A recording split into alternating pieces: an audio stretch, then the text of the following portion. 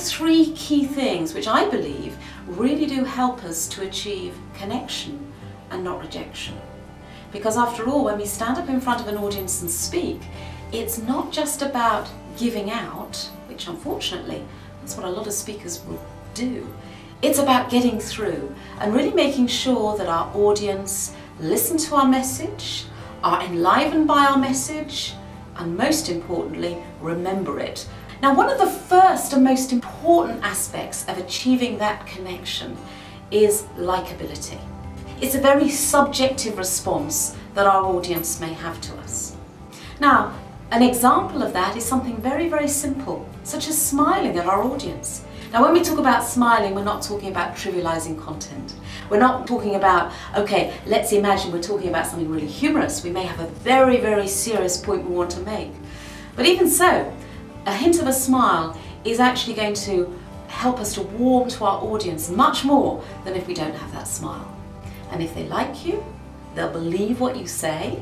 And if they believe what you say, they will trust you. We can help you to develop that likability, which is fundamental to our success when we're presenting. So what about the second thing? Well, the second thing is about being audience focused, what the audience need to hear. And what do the audience need to have that message packaged like? What kind of people are they? What is the best way to talk to them so that they're going to understand and they're going to retain the information and they're going to be invigorated by the information as well? The third thing that we want to make sure that we do is to think of our presentation as something which is spoken and not written. Sometimes when I ask people, have you prepared your presentation? What they'll say is, yeah, I've done my visuals, done my slides. But have you really prepared? Have you thought about who your audience is? Have you thought about your objective? Have you thought about the material you want to include and what key messages you're going to pull out of that?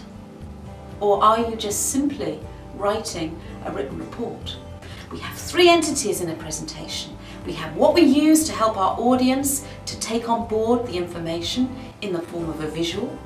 We have something which we may give the audience, either a hard copy or a soft copy, which we give them at the end of the presentation, often referred to as a handout. And then the third thing we've got is what helps us keep on track, our speaker notes. So what device do we use to make sure that we know what's coming next?